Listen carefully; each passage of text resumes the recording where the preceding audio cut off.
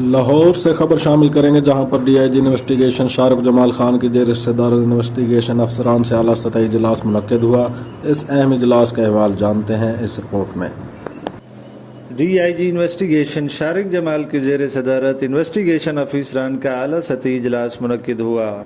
इस इजलास में SP investigation captain retired Mansoor Aman, SP CRO Mohammad Imran ने भी शिरकत की।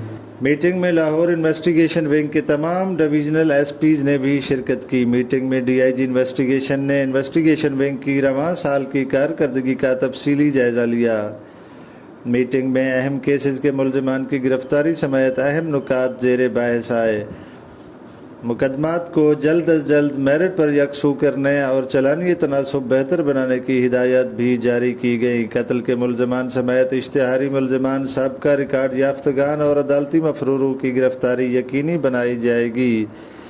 शारुख जमाल खान का मजीद कहना था कि तफ्तीश के मेयार को बेहतर बनाने के लिए शनाख्त परेड करवाने का तरीक़ेकार को भी बेहतर किया जाएगा। शहरियों की गैर कानूनी हिरासत और तशद्दुद हरगिज़ बर्दाश्त नहीं की जाएगी।